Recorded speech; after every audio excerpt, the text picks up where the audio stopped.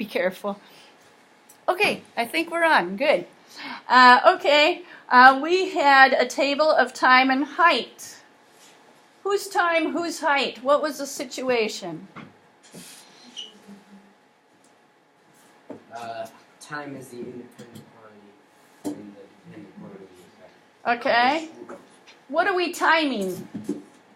Yes. The amount of feet the plane rises. We had a plane, and it was ascending, it was climbing, it was going up, and it was going up at a constant rate. So we were just looking at it going up. We knew it was a constant rate. What was its constant rate? 1,800. 1,800. What were the units, Christian? Pay attention. Feet per. Good job. Good job. All right. Feet per minute. So we had a plane going up. It was ascending at a constant rate. Down at the bottom of the table, we figured out we could use a formula to describe what was going on. 1800T. What kind of math did we figure out was useful as we got to bigger and bigger numbers of time? Multiply. So in this problem, it was a multiply. And we looked at that a couple different ways yesterday. Let's look at what they want us to do with it now. Well, I don't know if I like this. Oh, let's see what we can figure out. T, first of all, what were the units of time? Minutes. And this 1800, that was talking about the feet per minute.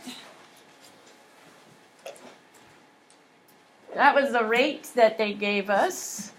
And then when we multiplied the two, that's what we got in the second column. What was the second column yesterday?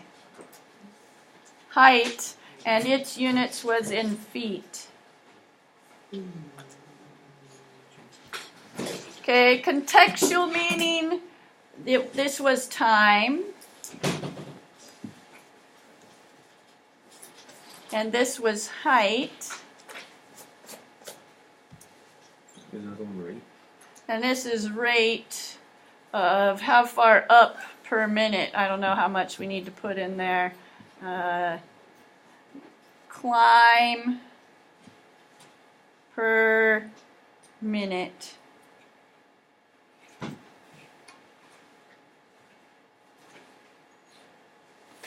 Mathematical meaning, that's where we're going to use these terms up at the top of the page. Some new terms that they're wanting us to think about here and there. Which one of these do you think is T? Output, input, or rate of change? Input value.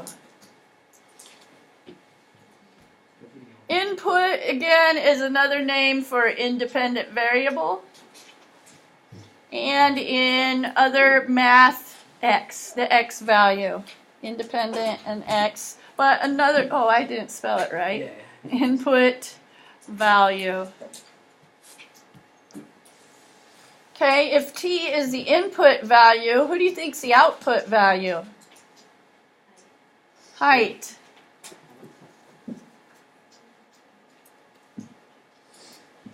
I did it again, man. Send me back to English class.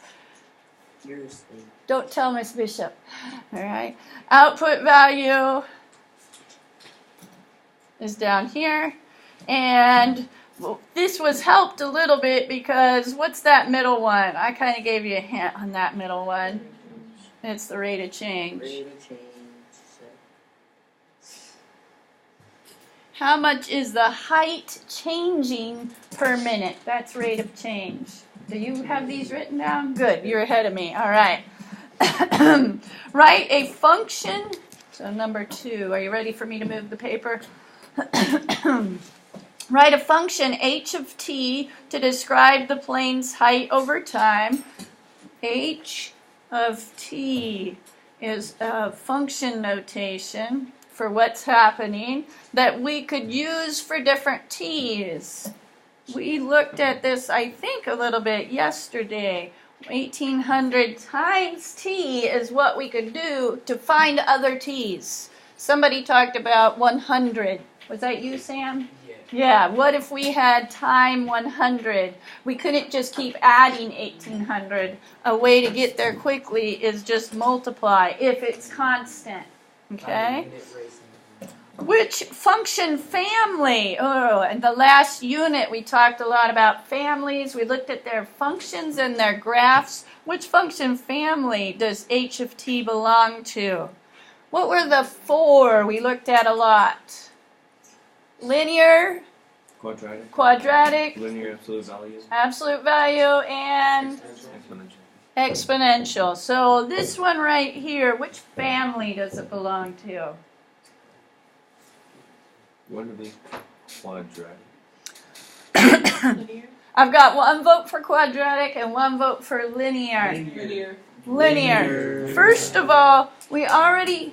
Did this go away? That's all right. It's good to think and explore. Okay, first of all, we already kind of had... Oh, going Minecraft. crazy. There we go. We already kind of did a sketch yesterday. We think it's a constant ascending, a constant climb. It's going to look like that. Second of all, one thing that's true about linear is that the variable is not squared, okay, or there's no exponent. In a quadratic, it looks like this, and it's something like y equals x squared, and that's what makes a quadratic, that square up there. Okay, but that's not what we're working with right now. We have a little function with a variable, and there's no exponent. So this is linear. All right, now is where it gets tricky. Moving over to 4. Use your table and function to create a graph to represent the change in the plane's height as a function of time. Be sure to label your axes. Maybe we should do the labeling together before we begin. I see numbers from 0 to 9 right here. What's this axis going to be? This is time in minutes.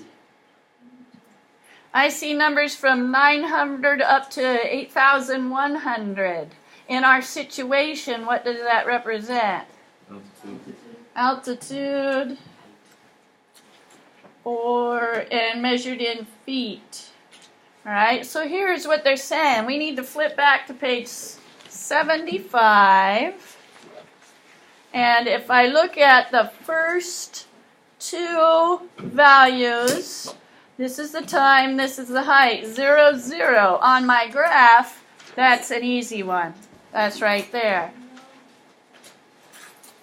Now the second value, what's on the second row there? 1,800.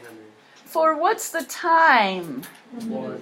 1. So we need to know what both of them are. At 1 minute, it's at a height of 1,800. That's like an X and Y ordered pair that you're going to graph.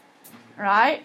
Go ahead and do the rest of your dots and sketch a line. I don't know how many. You can't go all the way. I'm going to bring you some, yeah, you probably can't. I'm going to bring you some rulers to make it a little easier, but put as many dots as you can.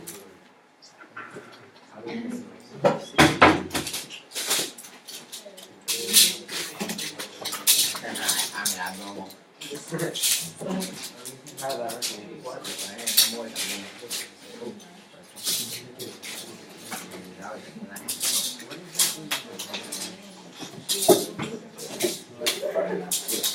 Ruby, I have some Photoshop stuff if you're able. I got it.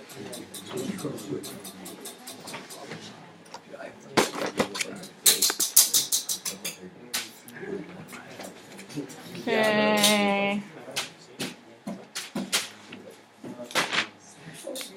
2.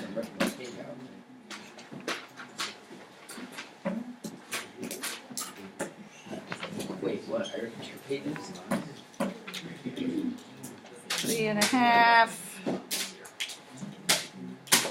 3.5. Wait. Miss Spaghetti. Yes? Has anyone used a shower? No, and we're going to keep it that way. That's for in case of emergencies, and we are not going to create any emergencies, yes? Shower back there? Okay, here we go. You should have about that many dots and a line. Make your line extend all the way up, please, if you didn't already. This is a constant situation, and if you give it more time, that plane will go higher. Okay? Are you with me to there? Yeah. Question A, what is the slope of this graph? Rise and run is up to Okay, that's boxes, great. But what does that represent in our situation? Up how many feet for how many minutes? 1800. 1,800. Okay, slope is 1,800 feet per minute. That's one way to look at it. I don't know if you like having the 1 underneath. 1,800 feet per 1 minute. Rise over run. It's 2 boxes up, 1 box over. You're off the screen. Yeah, but I wanted to be able to look at the graph. Okay. And you want to see what I wrote? 1,800 feet per minute. What is the x-intercept of this graph? What is the y-intercept? X-intercept. Ooh, those are new. What's Not new to you, but maybe new when we think about it in terms of our situation. X-intercept and y-intercept, what does that mean? You've seen a graph before. You're thinking back. You know, Mr. Tucker, Mr. Marwig, Miss Cassell told you this. X-intercept, y-intercept. How about y-intercept? You probably have heard that one before. Yeah? Isn't that where like it means where the actual slope meets with one of the grid lines? Yes. Okay, so y-intercept is where does the line hit the y-axis? 0? And x-intercept is where does the line hit the x-axis? And in this line, they're both the same. Okay, so here we go. X-intercept is 0, y-intercept is 0. They're not always both the same because this one went right through the middle, right, at 0, 0. But to give a note to ourselves, explain how we determined it. How did we determine that? Tony, what again was the y-intercept? It's where the line where it meets the y-axis. The line meets the axis. Write that down. That's how we found it. Where the line meets the axis. We needed to solve, and a lot in this class we need to explain. Okay? It's also true about the new tests that you're taking, the Smarter Balance test. Solve I don't and like those. type and explain. It's awful. Sorry for bringing back bad memories there. You guys had it easy. I had to deal with the STAR test. No, We like the STAR test. it's so much easier. Hey. Breathe in, breathe out. Here we go. Good thing to know. And high school, only juniors have to take it. Okay, in high school, only juniors have to take it. Here we go. Take what? What are we doing for our final? Stop, focus. What do the x and y intercepts mean in terms of the problem situation? So 0 for an x, what does that indicate? X-intercept is, or x-axis is what? It goes right through the middle. I know, but in our situation, what do the two axes represent for that plane? Starting this in. Go back. What do we have on there? What? What is this? It's a picture. The internet has been bad lately. There's a ghost. That should be fine. That should be fine. Probably because we're in And camera. the. Oh, there's a it's snarly warning. is it the Wi-Fi? Yeah, Wi-Fi's off.